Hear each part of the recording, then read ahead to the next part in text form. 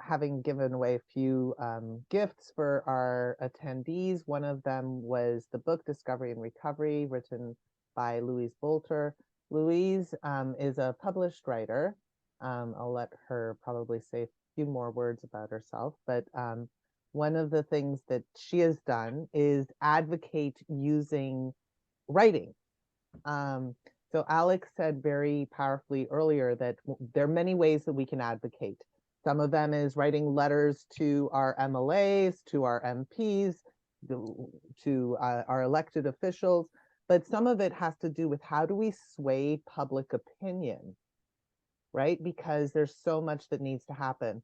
Louise's first book, I don't know if it's your first book, it was an earlier book, was was a book that she wrote that was raising money for homeless people who struggle with mental health challenges, and raising awareness around that as well, which is another creative way that you're using your writing for advocacy. So it's only appropriate, I think, to help us begin with hearing a little bit from you to kind of like help us begin to understand the different ways we can advocate. And hopefully today, by the end of today, all of us will be inspired to figure out our own pathway towards advocating for improved mental health. So with that, Louise, over to you. Thank you, Nash, for inviting me. First of all, I'm not a professional. I'm a mother from New Brunswick who has a young adult son who lives with a diagnosis of mental illness. I wrote a book of short stories on various topics, but most are fiction and a few are nonfiction and are about what really happens in a hospital psychiatric unit. Just one comment that I'll make is in 2005, I became involved, unfortunately, with what the mental health system was like when my son was first admitted. And 10 years later, in 2016, he was readmitted. And all I can say is that the mental health system and its follow-up services have deteriorated in those 10 years. Hopefully it's better now. In any case, this is a true story from my book called Letter to Psychiatrist. Try to read fast. Dear Doctor, imagine having your freedom. Oh, no, I'm not going to be able to read. I have to have my reading glasses on. I'm sorry. Dear Doctor, imagine having your freedom stripped from you, quote, for your own good. Imagine being handcuffed and placed in the back of a police car. Imagine being brought to a room in the ER after waiting for heaven knows how many hours. Imagine being put on a gurney, spread-eagled, and both arms and legs tied so they can't move, and they call this 4-point restraint. Imagine being wheeled to the psychiatric unit and locked in a claustrophobic room for an unspecified amount of time. The only thought is whether others in the hospital have seen you with disgust, or worse, pity. The shred of dignity you had leaves at this point. Being in a psychiatric unit can feel so dehumanizing. This room worsens your suicidal thoughts, quickly making your state darker. With heightened senses, one is aware of everything: racing heart, the toxic level of adrenaline coursing through veins, wishing for death, for this seems worse than death. Finally, after what seems like forever, one hears you must remove your clothes. A Johnny shirt, green or blue with little flowers sprinkled to brighten one's spirit, is given out. These are the colors of psychiatric patients, an instant indicator to the nurses that this person is one of the crazy ones. Then begins the treatment, a needle to stop resistance, being yelled at by a nurse for refusing to take an unknown pill. Another needle, being isolated from one's support network, being stripped of all personal belongings, being surrounded by people who are also suicidal. It almost feels contagious. Being in a windowless room makes it hard to have a sense of how much time has passed. The only thing it tells you is whether it's night or day. If you are in isolation, it doesn't matter. Hearing the bedroom door closed and locked, the sound becomes all too familiar. Having to urinate and defecate on the floor of the room because the nurse does not hear you banging on the locked door until your knuckles are bruised. Not daring to ring the emergency button because you know it will mean the code white team will show up and restraints will be applied, another needle given and door relocked. The thought of why criminals in all penitentiaries have toilets in their cells, and you feel envious. Being given paper towels in the next morning and cleaning the floor you defecated on. You were given 3 laxatives the day before. Being stripped of all social contacts and coping mechanisms and not allowed to be outside for 5 minutes for a cleansing breath of fresh air. This is not treatment, this is hell. So it only makes sense to rebel in a way, just to gain some small sense of control. Maybe rebellion is in the form of rejecting meals at mealtime. Maybe rebellion is in the form of ripping off your patient wristband whenever one is tied to your wrist.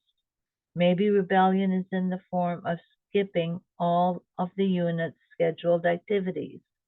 Maybe rebellion is in the form of refusing to go to sleep. Maybe rebellion is refusing medication, insisting no medication is good enough. Maybe rebellion is yelling the given diagnosis is wrong. Maybe rebellion is asking for more PRNs, hoping the extra meds will provide sleep until this nightmare is over. Maybe rebellion is not accepting you belong in the psychiatric unit at all. Rebellion eventually means your soul is slowly disappearing. Finally, the time comes to talk, or rather listen, to the treating psychiatrist, waiting for words saying all will be okay, but instead hearing these words, you have an incurable illness which will last a lifetime, and I do not know if I can put Humpty Dumpty together again. Another of your magic pills is given, which do nothing but take away remaining thoughts and any questions. Rebelling against this is the only normal thing to do. It takes the form of yelling or crying or both. You quickly learn rebellion does nothing but bring the code white team, being put in 4-point restraints and locked in the claustrophobic room, which has no toilet, no two-way intercom, is inhumane. Did you know giving up is always an option? It rolls through a patient's mind constantly, even in a drugged sleep. It is either that or cooperating. Cooperation means agreeing with the system's rules, with the nurses, with you, the treating psychiatrist. Cooperation means taking medications you so freely prescribe. Cooperation means being med compliant, standing in line for medication 3 times a day. Cooperation means smiling at the unsmiling nurses, but only for a few seconds, lest they think one is in a manic state. Cooperation means not comforting another patient who is crying, knowing if one does, the code white will be called because, according to the unwritten rules, touching another patient on the back is inappropriate sexual behavior, and the locked room looms ahead. There is little hope being given out, unlike the 3 times a day meds. Eventually, the realization sinks in. Cooperation is the key to getting out of the hospital. Rebellion only prolongs the stay. Cooperation means agreeing with you, treating psychiatrist. For it is only by agreeing that a patient is discharged. It means smiling when you hear You are his model patient, even if everyone knows you say this to all your patients who have given up rebelling and are cooperating. Then the slips with prescriptions and the next appointment are given out. The door is finally opened. Freedom to the outside world. Freedom to meet with you in your office. Freedom to be med compliant. Freedom to cooperate. Freedom to rebel. Freedom to write a goodbye letter to loved ones. Freedom to not be under the control of psychiatrists. That was it. Amen. Thank you very much for sharing that. I don't know if you were able to see all of the hearts and shocked faces, and there's some comments in the chat as well about just how incredibly heart-wrenching it was to listen to you share this story, inspired by your son's experience. And the doctor who is in New Brunswick does have treating privileges here in Nova Scotia, and and there's comments in the chat that there's someone from Ontario who was like, oh, this exactly sounds like experiences I've seen in Ontario. Our approach to mental health is deeply challenged. So there are many, many things that need advocacy for, and that's part of today. Thank you so much, Louise, for sharing some of your story with our members, and hopefully inspiring much more advocacy for all of us. We are now going to continue with our next set of letters. Again, the vision for today is advocacy. And what can we do to advocate for change? And this is partially to inspire, partially to help inform our advocacy. Everyone's going to advocate differently. So, for example, Louise's advocacy is through writing letters and changing public perception, and that's something that all of us can be doing. Unfortunately, not every social worker feels like they can 100% speak, so we try to advocate on their behalf, but we also want to encourage our members to advocate to their MLAs and their elected representatives as individuals. And we also want to encourage us to be partnering with people with lived experiences. That makes all of our voices more effective. The more we break down silos, the more we work together, we can advocate for universal mental health that is accessible and trauma-informed and inclusive. And that's part of what we're hoping to advocate for today. But of course, sometimes there's more immediate forms of advocacy. There is a complaint up the chain that we have put into that advocacy day. Unfortunately, Louise's story speaks to what happens when you have a loved one who's in the hospital right this minute, and maybe not getting the kind of care that would be healing from your perspective. And so we encourage people to advocate in many different ways for safer care. Want to take this moment to remind every social worker that the Nova Scotia Health Ethics Network is where you can make referrals for ethics consults if you have ethical concerns about the care a patient is getting. We have asked many community advocates, many social workers, many people with lived experience to share letters. We are going to letters that they wrote to their elected representatives. We're going to be hearing a letter from Veronica Merrifield, who many of you know from the Cape Breton Transgender Network. She wrote this letter inspired by our collective letter that we wrote with the Nova Scotia doctors, psychologists, social workers, occupational therapists, a variety of different people this summer in advocating for 2S LGBTQIA plus human rights. It is worth noting that the World Child Day that we held in partnership with IWK Public Health and a variety of other community organizations, the children of Nova Scotia identified their top 3 health concerns as 2S LGBTQIA plus human rights, microaggressions and prejudice, and mental health counseling, which impacts everything, as their top concerns. So we are really trying to lift up the voices of those kids as well. And here is an example of how Veronica tried to take our advocacy and amplify it.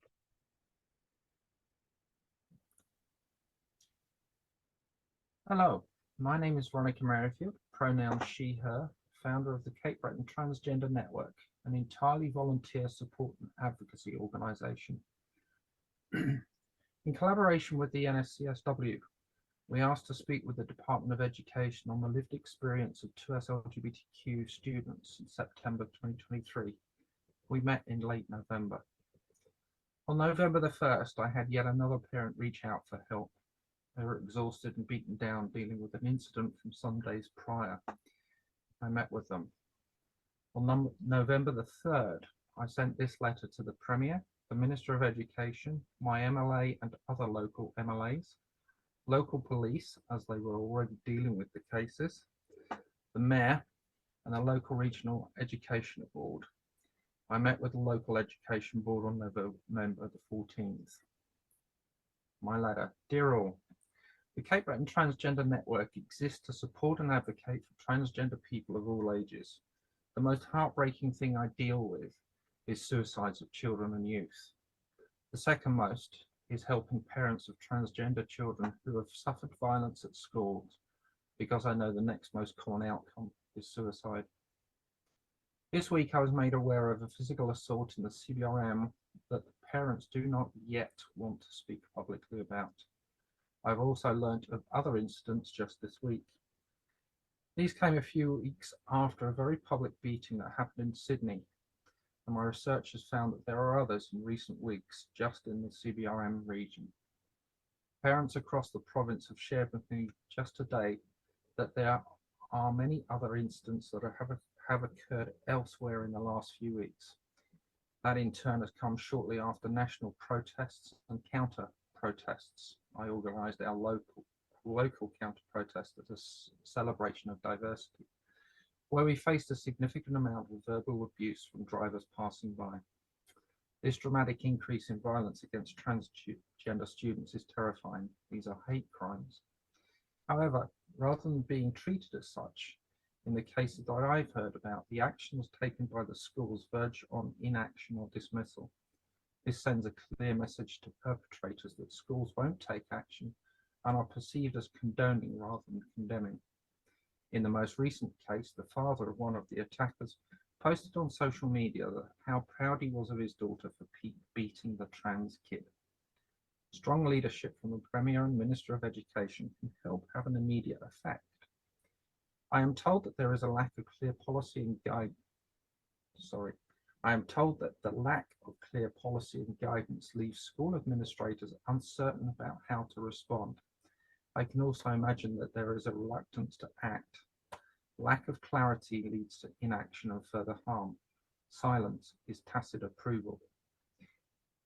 In a recent report from CBC on the educational violence in classrooms from students and teachers, 17,234 acts of violence in Nova Scotia schools in 2022-2023 shows that the issues are endemic and need a collective accountable solution rather than a sweeping under the rug. It should not have needed a FOIPOP to access these numbers. Safety requires public transparency and accountability. Whilst I recognise that there is a lot of work to be done and various bodies are working on this, transgender students are being victimised daily. Their friends and family are suffering as well, along with the teachers and healthcare providers. The risk of violence, self-harm and suicide are mounting, not only for them, but also for those that are in the closet and watching. Parents are reporting being afraid to send their children to school and in some cases opting to homeschool or pay for private schooling, even if they cannot afford to do so. Violence against transgender students is a hate crime and needs to be treated as such. A strong stance from the Department of Education can be enacted quickly with a temporary policy and guidance for school administrative staff on dealing with violence and in particular on hate crime-based violence. I look forward to hearing from you soon. As a follow-on, I'm meeting with the department staff this week for the first time since that letter of November. And I'm also talking to the school board this week for the first time on the follow-up actions from that meeting I had in November. Thank you.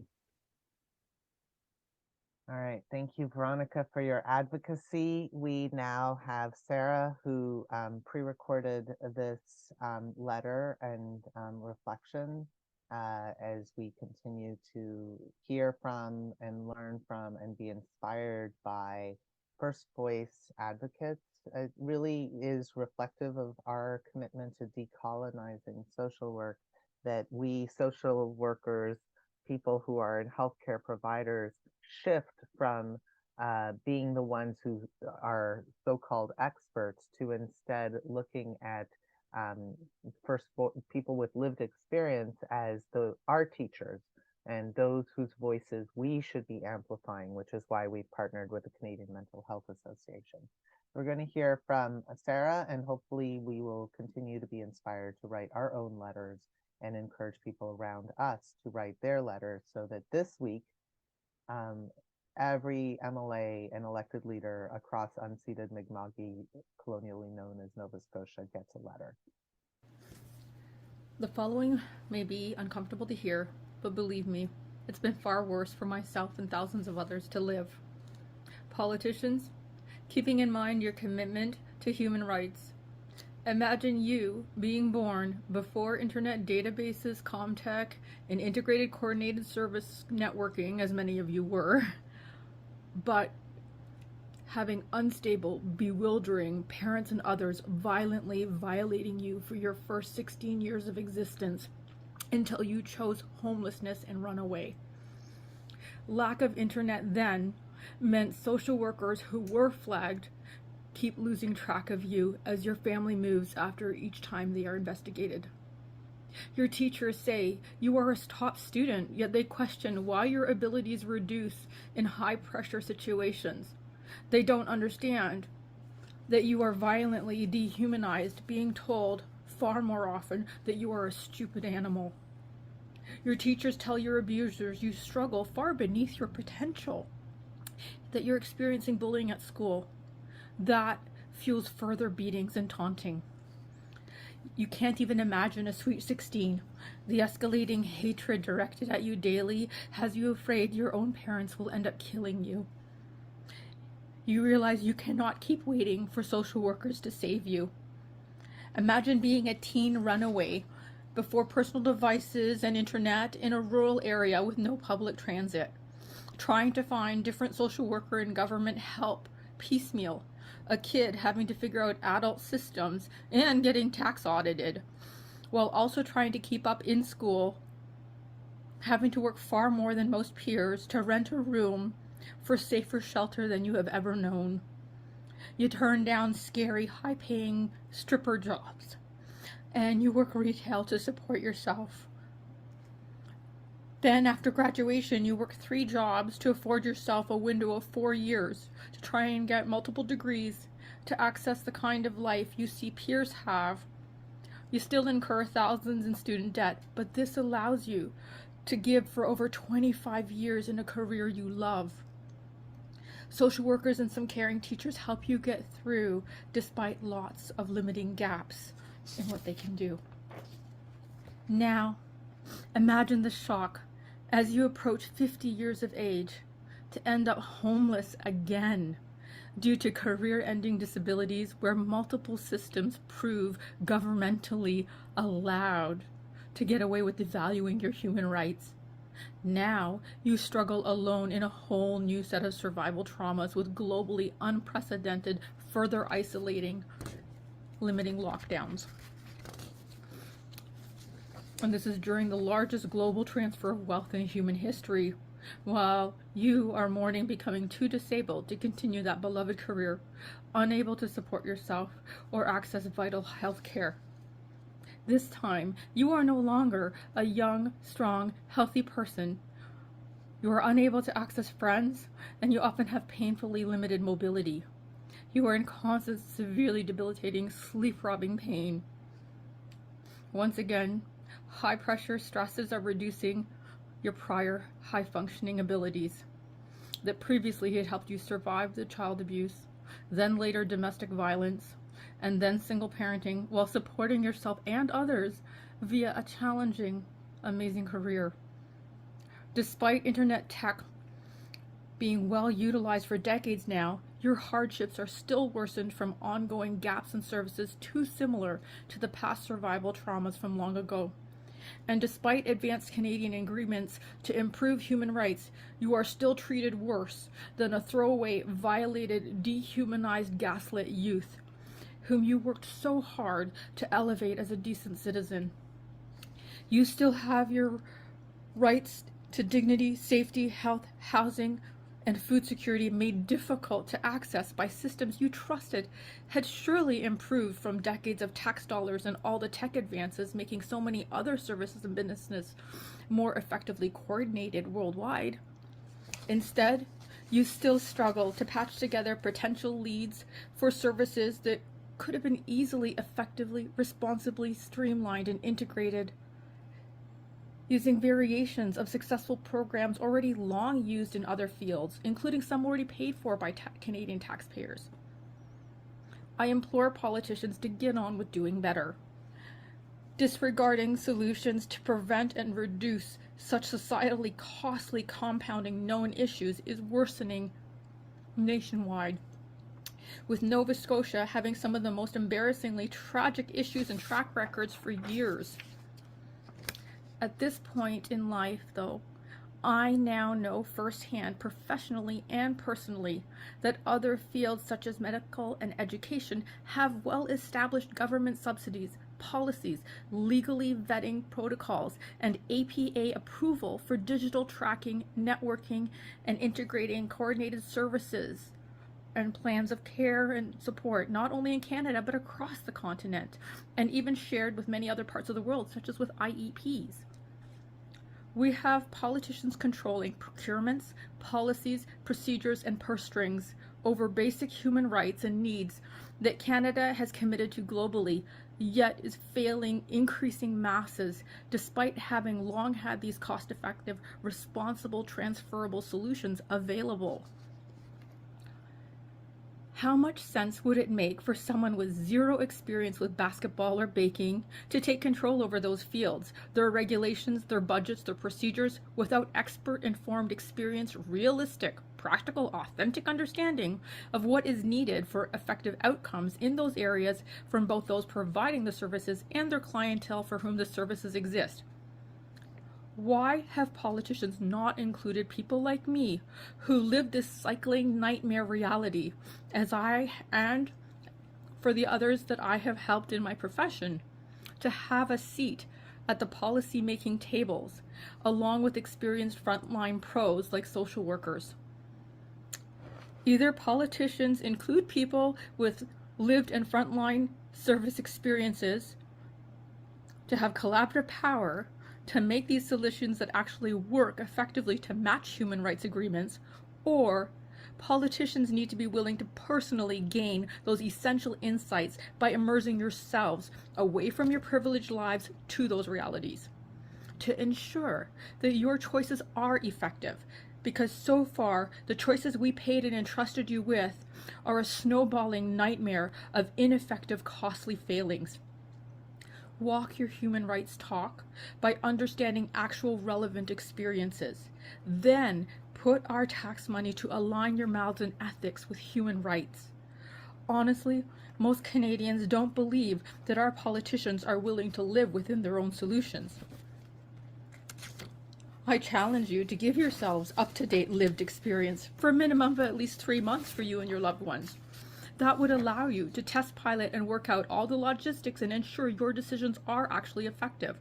And then you'd be able to show us, social workers plus other frontline fields, how to make your solutions work and better navigate your systems and live off the budgets you limit in favor of other procured tax spending. Please go ahead and prove to us that your solutions effectively help those in need who are increasingly experiencing worsening hardships. The disabled, seniors, those who've lost jobs, those suffering from trauma with or without addictions and mental health challenges. None of us are lesser beings. This is not supposed to be a caste system. Why are Canadian politicians running things as if it is instead of as a democracy of for the people, by the people. I ask politicians empowered with controls over policies, procurement, and purse strings for supporting human rights and needs of Canadians to better use tax monies and your elected jobs to prioritize human rights equitably over the kind of tax-wasting, divisive, useless, costly dramas like warmongering, meddling, and appalling procurements, including conflict of interest profiteering, increasingly coming to light. We don't need mass tax spending to benefit rich companies develop more new, unaffordable money pits. We need to just have you better manage and improve the resources and systems we already have to be more effective, accessible, and affordable. Instead, get on with effectively empowering social workers and other frontline fields to tangibly prove that Canadian politicians do protect and nurture the human rights of their voters. Thank you, Sarah. And Sarah is here with us today so that we can have a chance to continue dialoguing through this. And again, we are in webinar, so I see somebody has their hand raised, but we are in webinar. We're going to go now to Kelly. So I'm going to invite Kelly to turn on their camera. And I am going to spotlight you. There you are. Okay. And we're going to get a chance to hear your letter. Thank you for agreeing to speak and share some of your story and vision with us so we can help amplify your voice. Thank you very much for the opportunity. I will say I didn't start this letter until this morning because I wasn't 100% sure what to say. So thank you very much. To my MLA, adopted from Atlanta, Georgia at 7 days old, Aiden was our only child and our family's only grandchild. Her life ended in 2019, just shy of her 15th birthday, following 5 days in the hands of a dozen healthcare professionals. In grade 5, Aiden began to self-harm. By grade 7, her arms bore hundreds of scars that would never heal. By grade 8, self-harm was replaced by an addiction to prescription medications. Her first big overdose was on my antidepressants, paroxetine. She told us that she saw how happy my pills made me, and she wanted to feel the same way. It broke our hearts that she was suffering, and we had no idea how to help her. Each overdose left cumulative damage to her organs that may never have healed. By grade 9, her first year of high school, another overdose put her in the hospital for 3 days. At the recommendation of Aiden's psychiatrist, the only one that served all areas from Yarmouth to Halifax, we removed her from school, took turns sleeping, had families stay with us when we needed to catch up on sleep or work, and we used medical tutors to prepare Aiden to graduate with her class that year. Weekly appointments with a private therapist helped, as we were included in the plans they made together during these sessions. When I look back, a few things did not sit right with me, but we were relying on professionals to guide us along the path to keeping our baby girl alive. Concern number 1, her psychiatrist told us not to take her cell phone away, that it would lead to alienation from her friends and cause additional mental strain. I cannot believe we listened. This was the worst mistake we had made. Concern number 2, her psychiatrist made reference to never having lost a child patient when they said, if you don't let me do X, I'm going to kill myself. We were advised to simply pass it off as a child trying to gain attention. Never ignore any reference to suicide. Concern number 3, we asked about the mental health programs at the IWK. Nurses and paramedics kept telling us to get Aiden out of Yarmouth. Her psychiatrist advised us to care for her at home unless we wanted her to come back with more problems than she left with. We did what any parent would do. We kept her home where we could see she was safe. The literal nail in Aiden's coffin came in July of 2018, when she landed in the ER following her second to last overdose. Her psychiatrist recommended to us that we stop private therapy, as he felt she needed dialectical behavioral training and would be in wonderful hands with the mental health team at the Yarmouth Hospital. Not once were we told we'd lose access to our daughter's medical information and no longer be able to stay in the loop. Her current therapist kept us abreast and aware. Yes, you heard right. We were told We should take her home and look after her 24/7 as we had been doing for months on end, but now without any information to let us know what she needed, unless she gave consent to the doctors to share that with us. Aiden had shown many signs of improvements between July and December. Her marks had improved and she was laughing and smiling. We were later told by a grief counselor that this was a huge red flag, that she'd probably come to terms with the decision to end her life, and that we should have been notified of these risks so we could have watched her more closely. Her improved mental state allowed us room to breathe. We were oblivious to what was happening. By December, Aiden's therapist at mental health left her role. Aiden was devastated and refused to start over a third time with someone new. It was coming on Christmas and we couldn't blame her. I cannot help but grind my teeth over the fact that Aiden was over 12, and without her consent, we were not allowed to access the medical information we needed to help keep her alive. Her death certificate had already been signed as far as we were concerned. Her final overdose happened on February 15th of 2019 while visiting her grandparents. Aiden ingested 28 pills meant to treat her grandfather's gout, and we rushed her to the ER in less than 45 minutes. At 4:30 p.m., they administered a charcoal liquid to induce vomiting. She vomited every 10 minutes on a gurney in the hallway in front of everyone, begging to see a doctor that didn't come for at least 6.5 hours. Even then, nothing was done. By 2 a.m., still vomiting, she was admitted to her room. By 10 a.m. the next morning, still vomiting, and after calls to the IWK and poison control, we were taken by ambulance to Halifax. I will never forget the ambulance stopping for gas in a bathroom break along the way. We arrived at the IWK around 2 p.m., and Aiden was put in a curtained room in the ER. By the time she was still vomiting, now losing control of her bowels every 30 minutes, and I was trying to clean and change her in the public bathroom of the ER while her organs were failing. She still hadn't seen a doctor other than for dozens of questions they were asking, many repetitive every time they came in. It was 12 hours before she was admitted to a room and still had not seen a doctor. Moments later, a nurse noticed issues with Aiden's breathing and moved her to the pediatric ICU immediately, where she would spend the next 4 days in a sleep-induced coma, suffering unfathomable stages of organ failure, hooked up to many machines, all fighting to keep her alive until the coltrane ran its course. In the 48 hours leading up to this visit to the PICU, we had been the ones looking after Aiden's every need, and barely a doctor was seen. With the coltrane she had ingested, induced vomiting doesn't work. Immediate dialysis is the only hope, and we were 48 hours too late. On February 21st, 2019, approximately 1:30 a.m., the last of her life support was turned off, and our daughter was at peace. Her brain had swollen, cutting off its own supply of oxygen. Her kidneys were merely hours from complete failure. Her lungs were no longer functioning. Her blood cell counts were so low, they'd removed every patient from the PICU to avoid any risk of infection, and her bowels hadn't worked since the day she had arrived. By now, I'm sure you can see how many times the system failed our daughter and how many times it failed us as parents. We were blindly doing all we could do to keep Aiden alive, despite a system that was doing the opposite.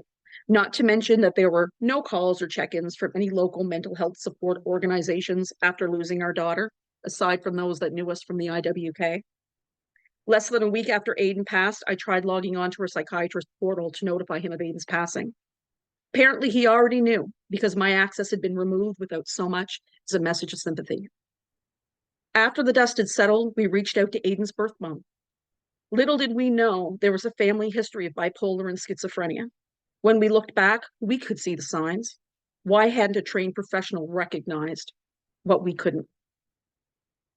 The one good thing that came from Aiden's death was the opening of Aiden's Place Youth Wellness Center merely 8 months after her passing. That is her legacy, and that is our commitment to the community at this time. Thank you. Thank you so very much for that heart-wrenching story. Thank you for the opportunity. I've shared that the youth center once, one youth that knew her really well wanted to know the story. And I felt that this is something kids needed to hear as much as adults. And I did share it once with a couple, and that's the first time since then that I've kind of spoke through all the details. And I really appreciate the opportunity to do that because it's important and it keeps it real to me. Thank you. Thank you for sharing and inspiring us to advocate and the multiple intersecting layers of failures. Yes. We have to take that grief and that rage. We have to join together to advocate for change for our healthcare system. This is why we are organizing this Advocacy Day and why we believe that first voices, that our letters can transform. This is how we are going to reclaim our democratic process to ensure that our healthcare systems funded by our tax dollars are addressed, that those gaps, because the systems are broken, the communication gaps, those little communication gaps are everything. It is. And I won't stop advocating and I won't stop fighting. I'm just now doing it for other people's children. So I'm glad to say that we've had 2 or 3 youth that have passed through our doors that were on the brink of suicide. And I had those parents fight as hard as they could to get them into the IWK. And they're still here today. And they visit me regularly and they're doing so well. And I wish I had had the ability and the knowledge to fight for our daughter, but I didn't know. And that's a huge part of what we want to be thinking about is how do we gain awareness? How do we gain that training, that mental health first aid training? So Yes. this morning we talked about one of the programs that could happen is every community of faith, every school, everyone could be getting that training for first aid training so that we know, we understand, we can recognize, we can help each other. The kids can help each other as well. I'm going to invite Luann to turn on her camera now. And we are so deeply moved and grateful to you for sharing some of your story with us. And hopefully that we can be your voice or amplify your voice. Luann, thank you now for sharing a bit about your story and your letter with us. Thank you for giving me the opportunity. I'm writing a letter concerning the mental health crisis in Southwest Nova Scotia.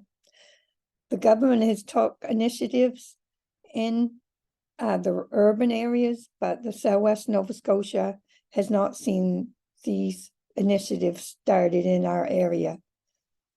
We spoke to our MLA in 2022 regarding the increase in drugs use in the area, and we know that is led from the mental health concerns that are not being addressed. In December of 2020, our son suffered a mental health crisis. I took Jevon to the Yarmouth Regional Hospital, and he was medicated and sent home. In December of 2023, December 23rd,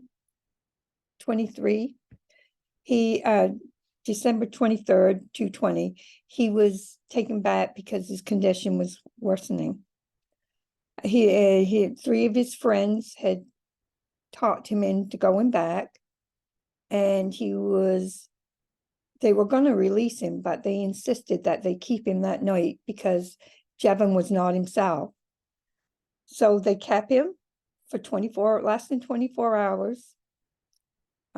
He had made somebody that he went to school 10 years before that he had never seen again as his healthcare advocate. So we were left out of his medical care. They released him. He came home to an empty house that he had just had been in a relationship, and through this mental health crisis, he had separated. He went to a house where he was paranoid, and he was really not fit to go home, to be by himself. It was a concern, and but they released him, and we had no say in the matter.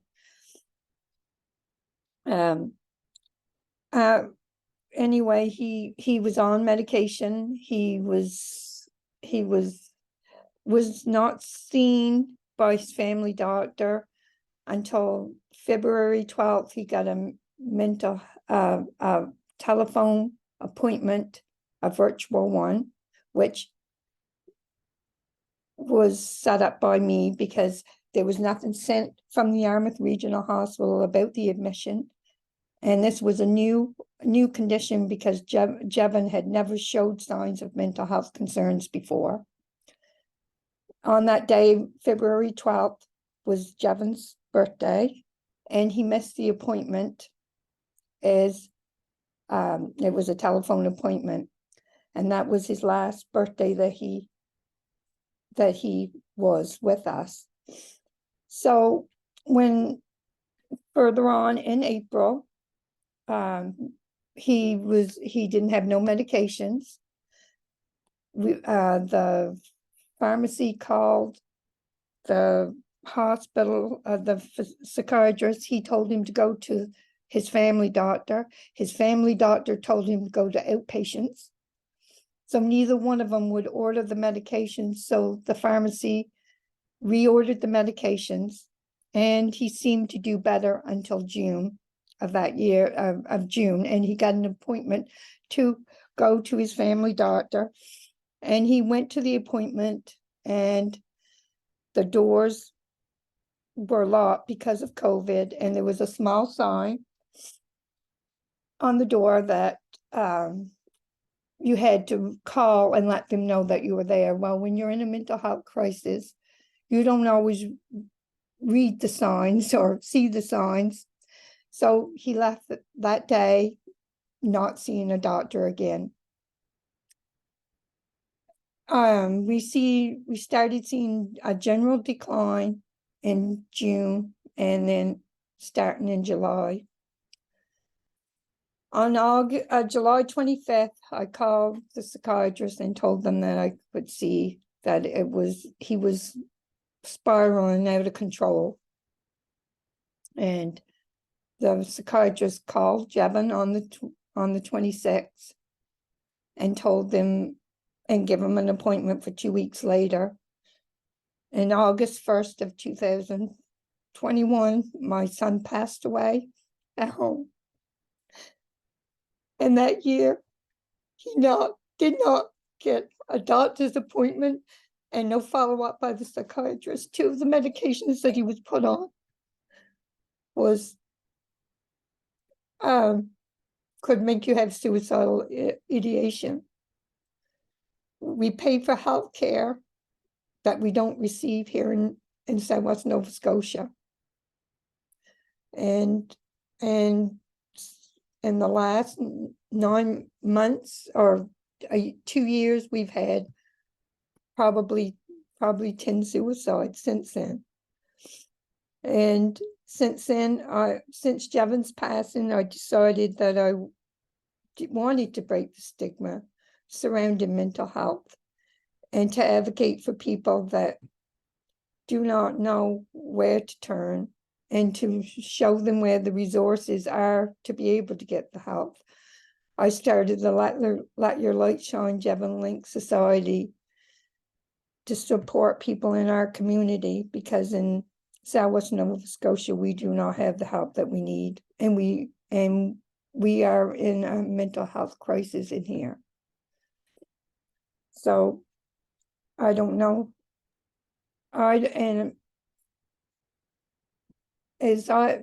For a new mental health crisis concern, I don't feel that a virtual visit can tell you how that person is feeling. I think you need to be face to face. When we do our assessment, we do it with our eyes, and we could see Jevon going downhill just by his body language. And if we don't, I've been a nurse for 40 years, and I can tell when someone's feeling good by looking at him. I can make my better assessment with my eyes. And if we don't, and it's not what we feel, is what they tell us.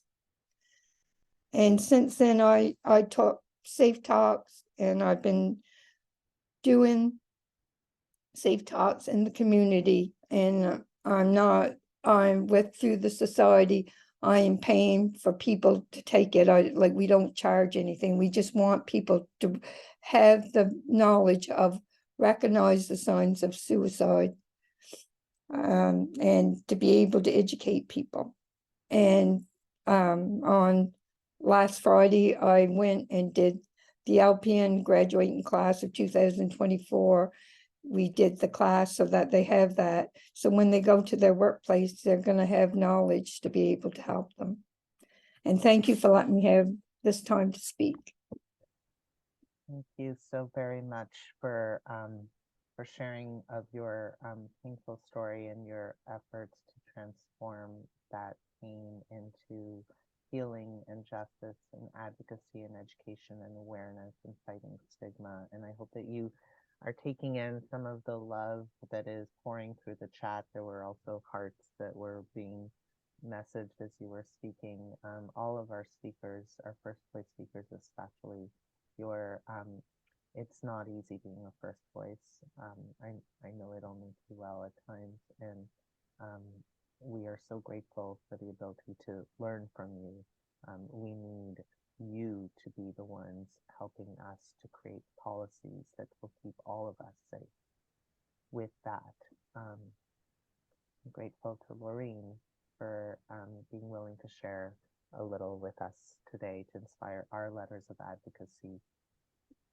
Thank you for the opportunity, and thank you for creating this day. It's truly important that we all get together and work together as a team to make change. This is my letter to my MLA. As your constituent, I am writing to express my concerns about the lack of affordable mental health care in Nova Scotia, especially concerning youth and people affected by traumatic loss, such as suicide. The last several years have been difficult ones for Nova Scotians due to the COVID-19 pandemic, the mass shooting that happened in April of 2020, the current housing crisis, the rising cost of living, the climate crisis that is evident in the recent flooding and wildfires, and the many other issues that impact the people of our province. Now is the time to get people the mental health support that they need to navigate these significant challenges. I strongly believe that our government needs to put more funding into free, accessible mental health services for all Nova Scotians. We need more doctors and psychiatrists trained to deal specifically with mental health.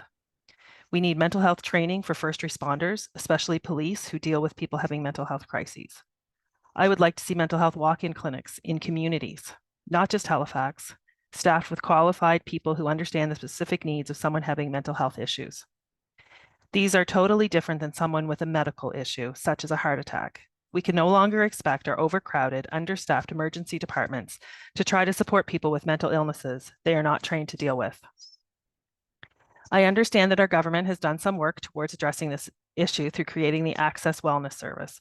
I know that through this service, Nova Scotians are able to get a single one-time appointment with a one-on-one appointment with a counselor about mental health concerns. But this feels like a Band-Aid to me. There is no issue that can be meaningfully addressed in a single session. We need much better resources if we really want to help people in crisis. I am also aware of the day hospital in Halifax. Again, this is a Band-Aid on a much larger issue. This serves a small number of people in one city. What about the rest of the province, especially those who can't afford to travel to Halifax? On May 31st, 2021, my life was changed forever. My 18-year-old son was taken off life support and passed away at the VG Hospital in Halifax. Lucas was a talented actor and singer who performed both in Truro and in Halifax. He had an amazing future in front of him. The stage was the home of his heart, and he came alive while performing. He was an only child and an only grandchild. He was loved beyond measure and was the center of our universe. He also suffered with mental illness for many years. We tried everything to get him support. I'm a teacher and I have some understanding of the system, but we tried again and again to get support and help for him, and we could not find anything that worked. Wait times for private care were outrageous, months and months before he could see someone. Going through the public system was even worse. We took him to our local hospital and to the IWK more than 50 times. Each time he was allowed to leave without a firm plan in place. He was never deemed serious enough to be put in hospital. He saw the only child psychiatrist in the Northern Zone twice for testing, not support. in all the years that we were involved with the mental health system. I had no idea where to turn and how to access support for him. And once COVID hit, he lost his network of friends in the theater world. He was alone and suffering. Any therapy we could access was virtual, and that caused him more anxiety. He lost friends in the mass shooting and suffered terribly with survivor's guilt. Lucas turned to drugs and alcohol to numb his pain. And when that wasn't enough, he began researching things online that he could mix in to give him a bigger high. On May 25th, 2021, he made the fatal error of mixing in methyl hydrate, which is diesel antifreeze. And on May 26th, we called paramedics. He was walking and talking, but you could tell he was in distress. The last words he spoke to me as he walked from my parents' house to the ambulance was, "I love you, Mom. I don't want to die." He seized 3 times on the way to the local hospital, and he never regained consciousness. He was airlifted to Halifax, where we were told the next day that his brain had suffered major strokes on both sides, and that he would never wake up again. We sat with our only son, our handsome, talented, brave boy, until arrangements could be made for him to be an organ donor. We sat talking to him, listening to his favorite music, rubbing his hand, and saying goodbye for a week. Early in the morning of May 31st, 2021, he was taken off life support, 3 months shy of his 19th birthday. The images from that week are burned in my memory and will be with me until the day I die. Since then, my husband and I have searched out support for ourselves as survivors of suicide loss.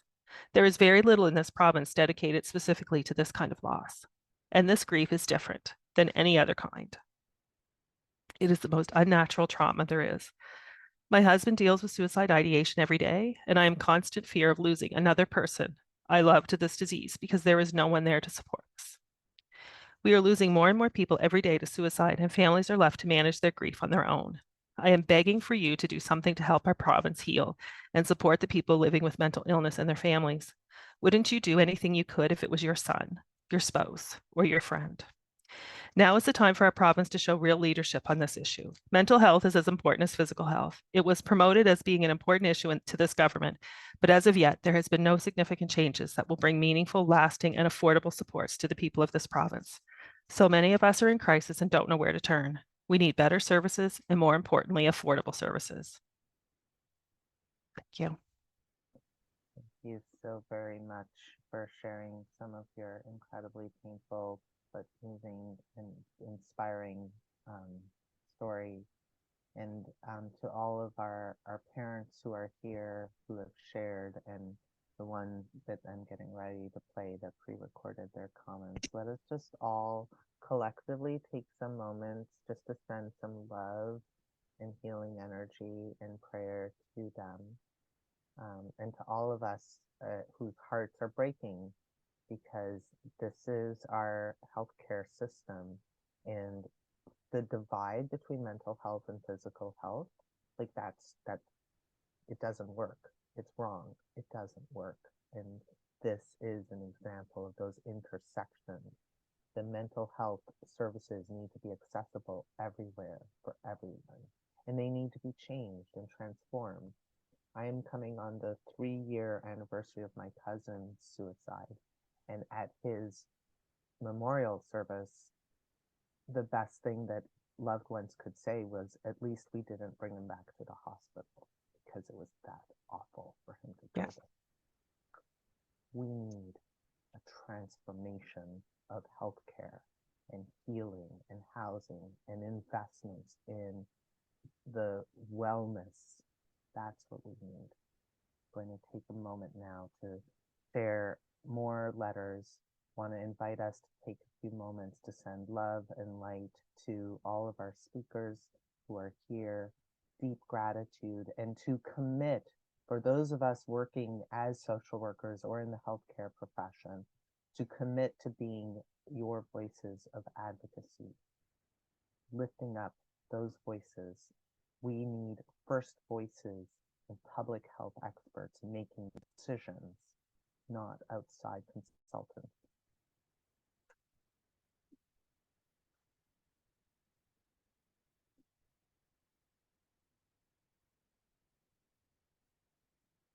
Good afternoon.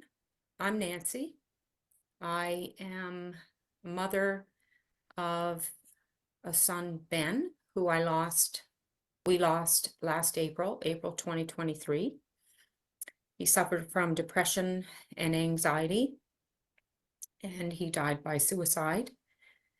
Since then, a few months after that, I felt the need to be involved in trying to prevent this tragedy from happening to other families. And where I went was, what can I do to help reduce the stigma of mental illness, addictions, and suicide? And what can I do to help prevent suicide? And there's, as most of you probably know, there are so many things in the system that are not working. And I could have chosen one of many to start my advocacy work around. But the one that seemed to be, certainly was hugely a part of our terrible journey, but also for many other people that I spoke with who also lost their loved ones to suicide. And that area is really around our system's inability or dismissal or discouragement of loved ones, support people and families, and most of the time they are loved ones, trying to help their, especially youth and adult children. And the barriers seem to be in the system, laws around decision-making, independent decision-making, and laws around protection of health information, the privacy of health information. So I did dig into that a fair bit. I wrote many letters. I got some answers from people that are professionals. I am just creating more and more networks with more and more people affected by these barriers. And I was at the point where I could start to ask some pretty pointed questions to my MLA, who is Brendan McGuire. And I have written a letter to him, which I will share with you. I will read to you now. But really, there's so many arms to do an advocacy work. There's making it public so that the public, our society understands the crisis that we are in. There's getting very pointed questions to our politicians and our government people. There's working with the professionals. There's so many different things you can do. And I'm trying to do all I can in all those areas. But I will share with you this particular letter that gets to the pointed issues that I'm trying to resolve. Dear Brendan McGuire, as your constituent, I'm writing to express my concerns about the inability for families and support people to assist their youth and adult loved ones who are mentally ill and need help. This means allowing families and support people to work with the health system in assessing the needs of an individual, in supporting the individual during and after treatment, and protecting the health and safety of the individual. This is extremely critical in ensuring accurate assessments of mental health, as well as timely and appropriate medical care.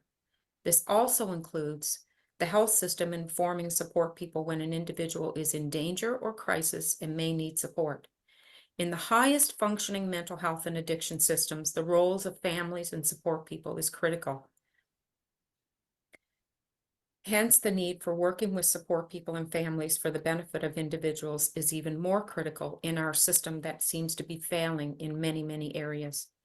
Due to the lack of collaborative care with families and support people in Nova Scotia, there are countless cases where health professionals do not accurately assess when a person with mental illness needs urgent help, but also refuse or dismiss the information provided by support people who know that they do need help. When a person comes to an emergency department in one of Nova Scotia's hospitals with a serious physical injury, their emergency contacts are immediately contacted. In the case of someone who is suffering from mental illness, this does not happen. Please explain to me what laws, regulations, specifically what sections of the legislation and regulations and policies prevent families and support people from intervening to ensure better or more urgent care of the individual who is mentally ill. Also, What laws and regulations and policies prevent families and support people from being contacted when their loved one who is suffering from a mental illness is not well and should have the support and the protection of their health and safety? Please provide a solution to these barriers to ensure the health and safety of our loved ones is protected. I draw your attention to the links at the end of this letter. They are news stories from a long list that I have of youth and young adults who died by suicide in cases where the system denied the opportunity for loved ones to step in and help, and denied those who were ill a better chance to live. There are many, many more of these cases, but because of the stigma associated with mental illness, addictions, and suicide, the excruciating pain that comes with losing a loved one to suicide, many who are impacted are reluctant to speak out, especially publicly. Note that in the first story, Tim Houston was trying to pass a law to fix this horrific problem, but that never happened. The Youth Secretariat Act may be part of the solution, but it is not the entire solution. In all of the stories I have read, the debates on the recent changes to the Involuntary Psychiatric Treatment Act, as well as published papers on this topic, there is very heavily weighted concern for the rights of people with disabilities, including mental illness, to maintain their independence in decision-making and to protect their personal health information. However, very little is said about the rights of these same people who are not well enough to make sound decisions for their own health and safety, having the right to ensure that their health and safety is protected. It seems that these rights are overlooked time and time again, and I can assure you that no person I know who is ever trying to help their individual in these situations is doing so out of anything but concern for the person's health and safety. There have been many cases, including several incidents of my own, where psychiatrists and mental health crisis team members ruled that a mentally ill person was of sound mind and not in danger of harming themselves or others, when that was completely untrue. Support people and families who knew better and tried to inform those professionals in order to protect their loved ones were ignored time and time again. This only led to escalated danger to the patient and to others for extended periods of time, and in many cases, death. The recent Desmond report and the mass casualty report cited examples of this as well, which led to unprecedented and horrific circumstances. Our government has recently done some work toward addressing the mental health and addictions program, funding and resources issues through specific projects here and there, but these are a drop in the bucket compared to what is really needed. There are thousands of Nova Scotians continuing to fall through the cracks due to these shortfalls. Mental health and addictions issues continue to take a backseat to physical health issues, with less than 5% of the total health budget being allocated to this area, and we are losing a shocking number of innocent lives every year due to this shameful disparity. Working closely with families and support people to ensure better health and safety of our loved ones is vital. Discouraging and not allowing it is extremely irresponsible with deadly outcomes. If decision-making rights and privacy laws are preventing this, we must amend these laws. Privacy and independent decision-making are very important rights, but so are the rights to timely and appropriate medical treatment, health and safety, and the right to live. Please respond and answer my questions in paragraph 4 and 5 of this letter, and tell me what you and your colleagues will do to fix this problem. I look forward to your reply. Thank you very much. Thank you, Nancy, for helping us see the discrepancy between our stance on accessing support people if there's a physical emergency versus a mental health emergency, and the ways in which we need to maybe look to other provinces and other places to fix some of those gaps in our policies around privacy so that we can ensure that people's safety people can be contacted as identified by them. We're now going to shift our advocacy and hear from Kylie, who wrote this joint letter with the test program that was partially inspired by our letter this summer, but is specifically around victims of human trafficking and the ways in which failure to address hate laws is affecting mental health and safety. Good afternoon, and thank you for the invitation to share our piece of advocacy, which was created collaboratively by Tess and Gate in support of the 2S LGBTQIA+ community. My name is Kylie Nunn, my pronouns are she and her, and I'm the research assistant at the YWCA Halifax for the Department of Advocacy and Community Response, as well as for Tess, the Trafficking and Exploitation Services System. Through Tess, we work to directly address the issue of commercial sexual exploitation of children and youth, and we work with survivors of exploitation and trafficking to do so from a survivor-centered approach. The letter I'm about to read was created to directly challenge the transphobic weaponization of the term grooming against the 2S LGBTQIA+ community. In just 1 week, we received 41 signatures of support from agencies and leaders across Nova Scotia and beyond. The misuse of this language is dangerous, and what we've learned from working with survivors of exploitation is that safe and inclusive spaces and places of belonging reduce instances of harm for everyone. I'll now read the letter, which was published in February of 2024, a statement of concern regarding anti-trans hate. The Trafficking and Exploitation Services System, TESS, and Girls Against Trafficking and Exploitation, GATE, are joined in advocacy to support the 2S LGBTQI+ community. In recent months across Canada, we've seen a concerning rise in anti-trans sentiment. A common theme that has risen from this dialogue is the belief that members of the 2S LGBTQI+ community and their allies are grooming children through our school curriculums and in other public settings. The term grooming refers to a process of trust building, manipulation, and coercion with an underlying intention to sexually exploit or abuse another person. The weaponization of such weighted language against the entirety of the 2S LGBTQI+ community is increasing their risk of experiencing discrimination and violence. Not only is the misuse of this language extremely harmful and egregious, but it also poses a collective threat to our understanding of what grooming is, its existing pervasiveness Canada-wide, and our efforts to prevent it.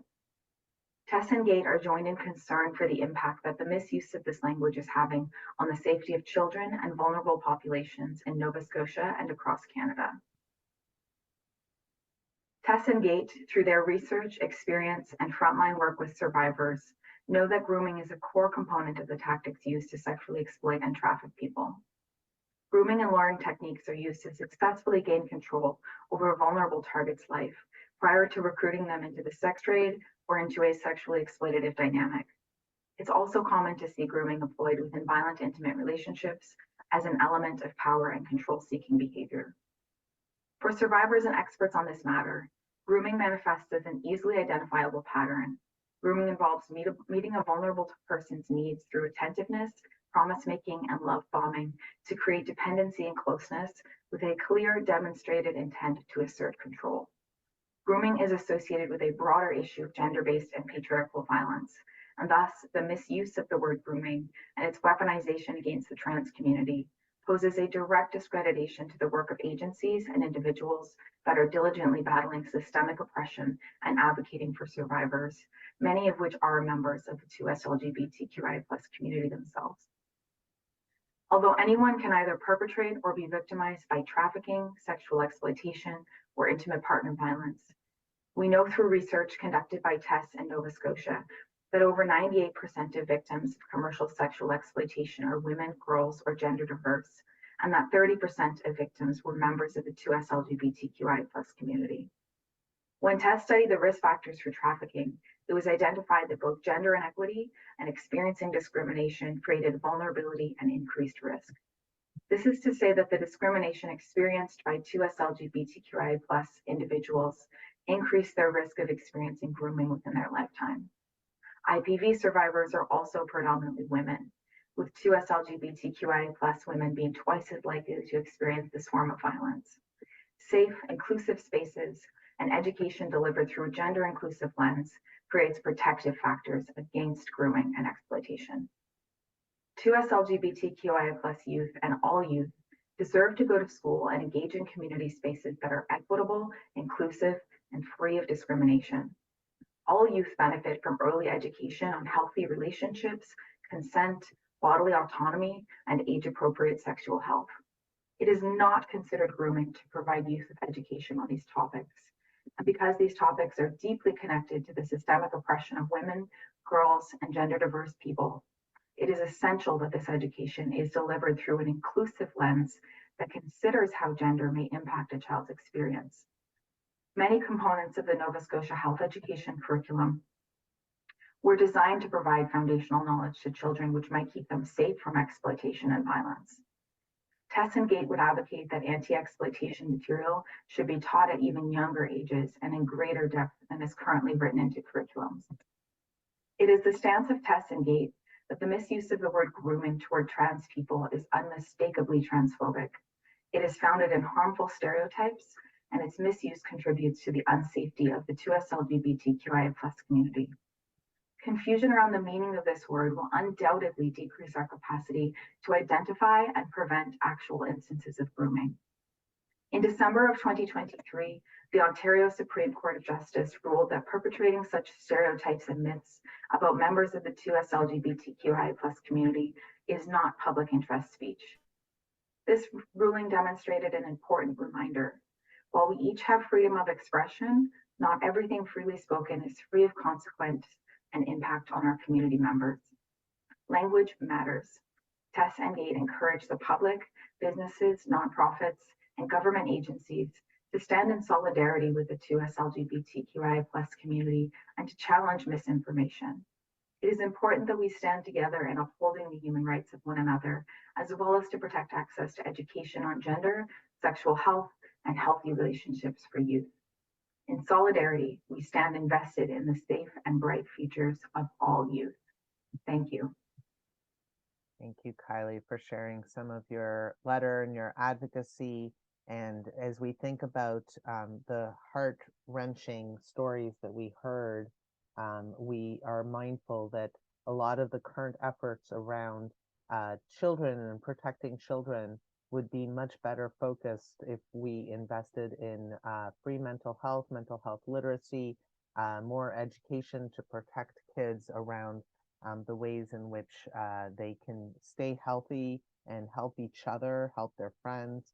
We're now going to have a chance to hear from one of our members, Juanita, who is a social worker and who shared a little bit of her letter to her MLA looking at intersectional issues that impact mental health, specifically around racism. We African descent people are Canadian history. We have been woven into the fabric of this country. We have been used as patches to fill in the holes of Black when Canada needed to be built. We were brought here over 400 years unwillingly oppressed and enslaved. From 1629 to 1834, we escaped to Canada to be free. However, let us not forget, we were also enslaved in Canada. Yes, in 1834, Black people were said to be legally free. However, we are still chained with oppression, with racism, discrimination. We seek equity, and many organizations are working towards equity, but at a slow rate. The government needs to embrace equity and not use it as a camouflage to suppress the pain of the Black Canadian, just to enhance government imagery.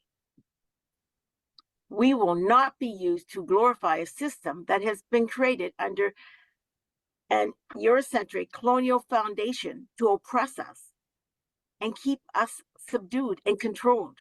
We as Canadians need to dismantle and co-create together a country so we can all be free of all elements of slavery. We are still enslaved in many ways through healthcare, housing, employment, education, and overall determinants of health. Yet, Black Canadians have built the foundations of Canada in all areas. Nonetheless, we are still to this day have not been properly recognized and limited to celebrating the Black Canadian for 1 month of the year. Another form of using us is patches to smooth out the ugly, horrible history of Canadian slavery. On March 24, 2021, Prime Minister Trudeau acknowledged the enslavement of Black people in Canada, however, without any apology. Recognition is not an apology. Recognition without a formal apology is insulting, demeaning, and extremely belittling to African descent and Black Canadians. Giving grants to Black communities without this apology after treating us worse than humans does not even band-aid the issue. It only exacerbates the trauma. It also doesn't dismiss the expectations of the Canadian government to apologize to the Black Canadian communities for the oppression, enslavement, dehumanization we have endured and continue to experience on so many levels, hidden and woven through the colonial Eurocentric system we operate under. The Canadian government has rightfully apologized to other oppressed communities, and reparations have been given and continue to be given. Where is the Black Canadians' apology and reparation for how we have been mistreated while we are continually oppressed in so many ways? Why have we not received what we are entitled to?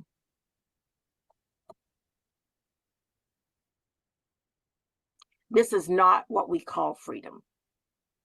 We are not dogs that you have to throw a bone at us to keep us quiet. The government grants will not suffice an apology or the rightful reparations of African descent people, which the African descent people are entitled to. When the government planted the Black families to die in places throughout Nova Scotia, like North and East Preston, Africville, without food, electricity, and water, they thought we would die to the ground. What they didn't know was we were seed and we have borne fruit of resilience and knowledge, integrity, intelligence, and prosperity, and faith in the God we serve throughout the government, without the government support. Yes, so we have risen to the occasion, and we are expecting a harvest form from the government that starts with an apology and reparations to follow. We are Canadian history. Thank you. Thank you, Juanita, for sharing of your letter and of your advocacy. We're now going to hear from Musleen, who's going to talk a little bit about the forms of intersectional prejudice and discrimination that especially impact people who are newcomers to Canada, and also in particular, Musleen is working with us as a practicum student and working with the Réseau de Santé as well to increase access to resources in French, because even though Canada is theoretically bilingual, and really it ought to be more than bilingual, we ought to put first in front the indigenous languages of the indigenous land we're on. Here in Nova Scotia, there are not adequate resources or coordination of services yet. So Musleen is going to be sharing her letter in French, just to give us a feel of what it might be like to be, not if you don't speak French, but it's written in English, so you can read along in English. Unfortunately, this is often what people who are not English speakers have to experience when they try to access services here. So it gives us a visceral experience of what it might feel like. And of course, all of these things are structural influences that impact mental health and access to health and services more broadly.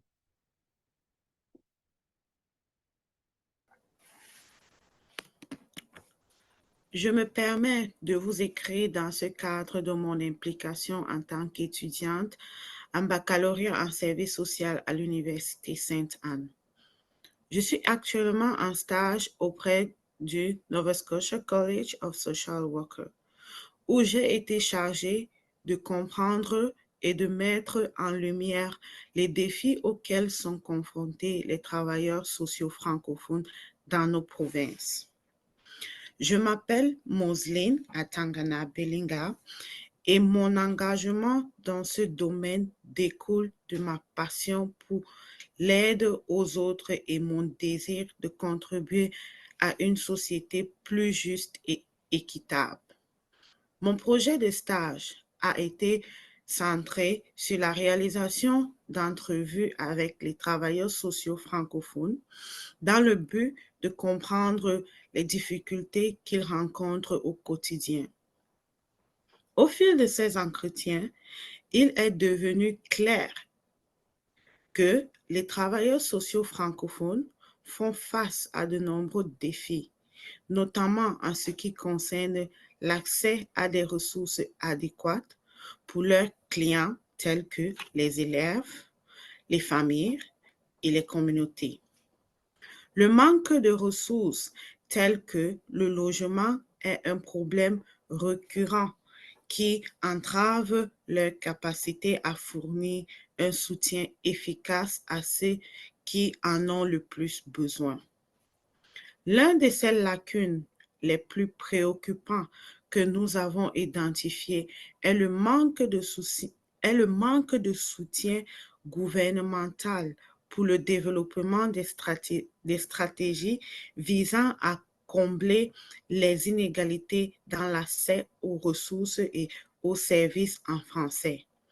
Par exemple, obtenir un financement de la part du gouvernement pour élaborer une stratégie provinciale permet de remédier aux inéquités dans l'accès aux ressources et services dans leur langue de préférence pour les élèves dans les écoles du Conseil scolaire acadien provincial est essentiel. Cette lacune a de graves conséquences tangibles sur la vie des membres de notre communauté francophone. En effet, le manque d'accès à des services sociaux adéquats en français peut avoir des répercussions dévastatrices sur la santé mentale, le bien-être et le développement des individus et des familles francophones. De plus, cela compromet également leur capacité à exercer leurs droits fondamentaux dans leur langue maternelle, ce qui institue une violation flagrante de leurs droits linguistiques et leur dignité. Il est impératif que des mesures concrètes soient prises pour remédier à cette situation alarmante. Nous devons agir ensemble pour garantir que les travailleurs sociaux francophones disposent des ressources et du soutien nécessaires pour répondre aux besoins de notre communauté francophone de manière efficace et équitable. En conclusion, je exhorte à accorder toute l'importance nécessaire à cette question cruciale. Il est temps de reconnaître et de valoriser pleinement la contribution des travailleurs sociaux francophones et de leur fournir les moyens nécessaires pour exercer leur métier dans des conditions optimales. Nous ne pouvons plus nous permettre d'ignorer les besoins de notre communauté francophone. L'heure est venue d'agir. Je vous remercie sincèrement de l'attention que vous portez à cette lettre et de votre engagement en faveur de l'équité linguistique et de la justice sociale. Je vous remercie, c'était Mousseline.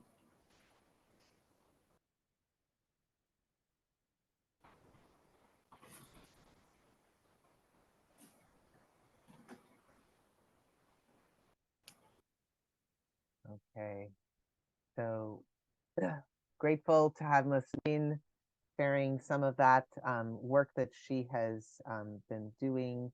We now have another one of my practicum students, Brooke, is here, and I'll ask Brooke to turn on the camera. And it's worth also noting that the lack of access and resources and support is something that is part of our advocacy efforts. We want to be able to provide safer social work practice, and that requires having all of the resources for all of the providers as well. Brooke is going to share a different source of advocacy, as we really are just inviting everyone to really begin to think about the things that you're passionate about and contact your MLA. This is how we re-engage with our democratic process. And so, Brooke, thank you for sharing a little bit about your advocacy, and hopefully it'll inspire us in our own advocacy. Hello, everybody. Thank you to the past speakers so far. You have all been heart-wrenching, but also empowering, which is a very interesting two emotions to have, but thank you. So to my MLA, today I write to you seeking a reprieve from the judgmental perceptions of others, from the stigmatizing personal beliefs of healthcare professionals, and a normative culture responsible for destroying children's self-esteem before they reach middle school. In sharing my message, I seek for you, and those listening, to look within yourselves, curiously exploring how my words resound with you. And when you're ready, I ask you to join me. 4 years ago, Mi'kma'ki experienced the detrimental effects of the COVID-19 pandemic, from restrictions on work and recreational activities to the full shutdown that decimated many people's savings and livelihoods. As a community, we've collectively witnessed the costs associated with these political decisions. And for many of us, we're working directly with the psychological and/or physical consequences and/or social. During this time, the ever-popular COVID-15, or a 15-pound weight gain, saturated the media, spouting new diets and exercise regimes to offset this potentially tragic occurrence.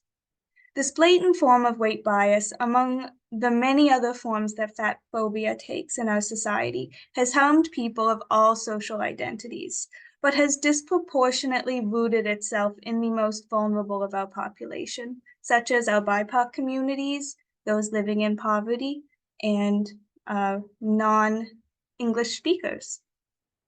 To address the detrimental act of capitalizing on the conditioned insecurities of others, we must begin acknowledging and advocating against the ways in which our society continues to perpetuate weight bias and weight discrimination, and the many ways that abnormal bodies are excluded from the conversation surrounding systemic oppression. Biomedical discourse has centered our perspective on the obesity epidemic, shaping the way that each of us views the weight-height distribution as a sign of both physical and psychological health. This understanding has fed into widespread weight bias, where discrimination based on one's weight has infected our systems of healthcare, education, employment, and social assistance. Obesity Canada reports that obese elementary school children are 63% more likely to be bullied, while 54% and 64% of adults reporting stigmatization from colleagues and healthcare practitioners, respectively. Those experiencing weight discrimination are at a higher risk of developing poorer overall well-being, eating disorders, as well as diabetes, cardiovascular conditions, and biological stress. Notably, a 2013 Canadian census reported that 49% of Canadian doctors believe the stigma that people living with obesity increase public health demands. 33% of the same sample often feel frustrated with their obese clients, and a shocking 19% report that they feel disgusting when treating an obese patient. Despite a legal mandate to do no harm, weight discrimination and weight bias run rampant and unchecked in our healthcare systems and in all systems. Cape Breton University's imminent medical campus will make the second doctor training school in the province, offering the ideal opportunity to create long-lasting change. The novelty of the program allows for CBU and Unama'ki, or Cape Breton Island, to make medical history by purposefully integrating anti-weight bias training into the curriculum. Anti-weight bias training should also be implemented at various levels of the public school system to mitigate weight-based bullying in youth, but it also needs to be reflected in all levels of government and institutions. That includes the Nova Scotia College of Social Workers. And these policies need to come with clear legal consequences for purposefully discriminatory actions towards individuals who are in larger bodies. Today, I write to you seeking equality, the equality of opportunity, benefits, healthcare, and education. Thank you. Thank you so very much for sharing your letter with us. And I think it's worth noting that the Nova Scotia Health Ethics Network has recently helped conduct a Canada-wide panel to try to address the ways in which weight stigmatization not only affects people's mental health, but also their ability to access medical care, surgeries, and other things. And so it's part of a much larger approach to thinking about intersectional health and wellness. I'm now grateful to invite Dr. Terry Gibbs, who will introduce herself perhaps a little more, to read a joint letter that was written by many, many people at a panel that she helped organize. Thank you, Naj, and thank you to all the previous speakers. Some amazing work going on, and I'm dropping into this conference here and there through the day and really impressed seeing all the solidarity and cross-sectional and intersectional work that's already happening and that hopefully will happen more as a result of this wonderful conference. So I teach at CBU in politics, and I'm also involved with Hope for Mental Health, which used to be the Schizophrenia Society, as a co-facilitator on their Families Matters program, where we provide peer support to loved ones and caregivers of those living with mental illness. So I was particularly interested in some of the things that were coming out today. And I just want to take one moment to say, as a mother and just as a person, it takes your breath away to hear the stories of people like Kelly, Luann, Laureen, and Nancy. Thank you so much for your courage to actually come out and share those stories with us. It's powerful and it's transformative. And I know that because I have First Voices come into my sessions, and they do way more than a 300-page report will ever do for people's understanding of what's happening. So thank you. This letter was written, inspired, as Naj says, by a conversation that we had for International Women's Day on women in politics, navigating power and patriarchy, and hosted by the Global Social Justice Project and the Anne Terry Society.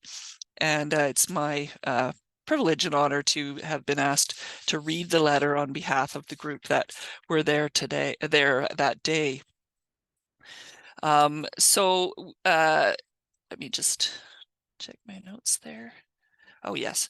Okay, so I'll read through the letter. We are joining together out of concern for the lack of appropriate proactive responses to the gender-based violence that is endemic in our communities, and the need for a collective response to address this proactively on multiple levels.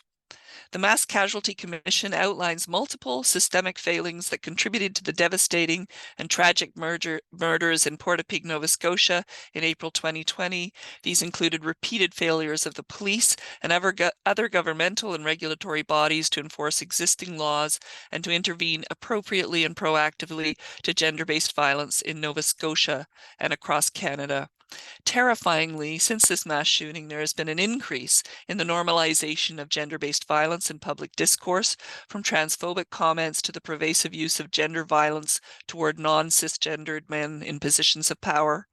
Women, girls, and gender-diverse folk of all ages have been targeted repeatedly and increasingly in the public arena, in person and online, in ways that reduce all of our safety and well-being.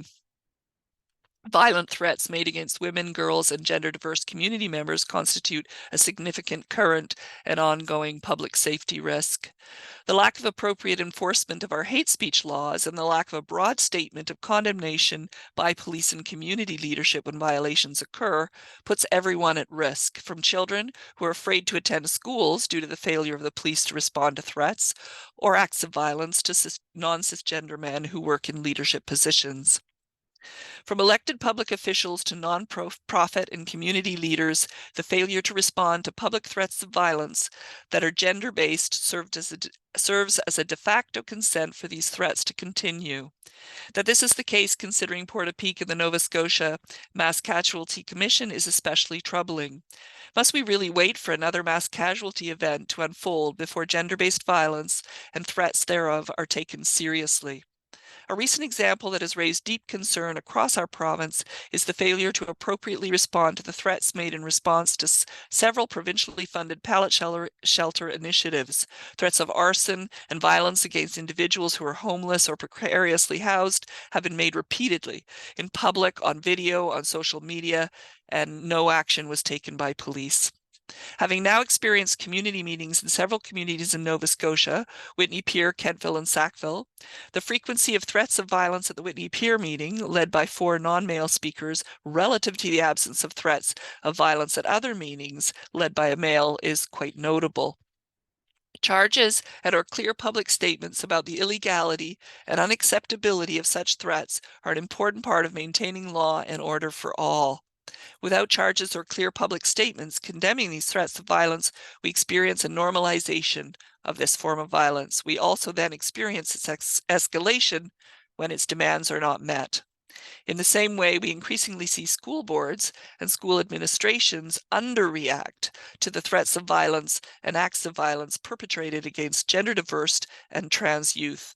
We can be under no illusion of the injury and death that can and does result when assault and harassment are not dealt with fully, immediately, and deeply. We hear stories of threats against harassment of women and gender diverse leaders, especially those in public visible roles.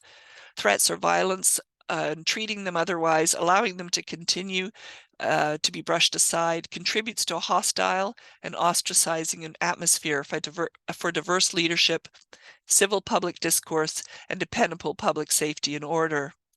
In this context, we wish to shine a light on the joint letter recently published by the YMCA's Trafficking and Exploitation Services System and the Elizabeth Fry Society Girls Against Trafficking and Exploitation, which notes the ways in which certain increasingly common forms of gender-based hate speech renders vulnerable populations even more at risk of violence and exploitation. Threats of violence and hate speech have no place in public discourse. Gender-based violence is real and it is imperative, especially considering the Mass Casualties Commission's findings, for there to be a collective condemnation. The failure of the police to respond appropriately and publicly serves as tacit approval and puts everyone at risk. We must expect and demand a comprehensive condemnation of public hate speech and threats of violence, especially as it relates to women, girls, and gender diverse folks.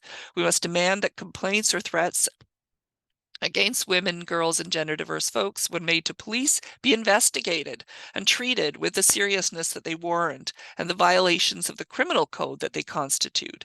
If the current tools of police and school and government administrations are not equipped to swiftly and comprehensively address and put an end to online and in-person harassment and threats of violence, especially those made against women, girls, and gender diverse folks, we demand new tools now. Sexualized violence, personal harassment, and threats of violence should be unacceptable to everyone, but they should be especially unacceptable to law enforcement in the province of the largest mass casualty event in Canada, where gender-based violence was identified as a root issue. Failure of local police and provincial leaders to condemn violent threats when and where they are made mirror a larger acceptance of dangerous rhetoric, which has been allowed to fester in the public discourse for too long. Such inaction reflects other ways in which police responses continue to reflect a bias towards inaction related to certain historically marginalized groups, standing in stark contrast to excessive use of force toward others. Such inaction leads to poor health outcomes and an increase in mental health challenges for groups of people who are already struggling disproportionately due to intersectional bias and intergenerational justices. The lack of appropriate or trauma-informed responses to gender-based threats and violence can be seen in multiple arenas, from the ways in which victims are forced to advocate for their own safety concerns and are not taken seriously, to the lack of an external complaints process for RCMP and regional police services.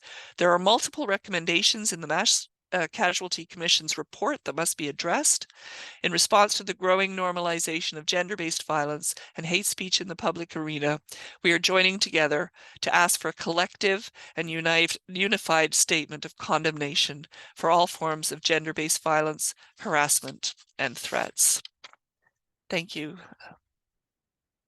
Thank you so very much for sharing that letter and for highlighting the ways in which not feeling safe contributes deeply to mental health concerns, and investing in mental health services. We got to hear earlier in the morning panel, we got to hear a little bit about sort of anger management services as a way of increasing ways we can feel safe, universal mental health. There's so many things that we have hopefully been inspired to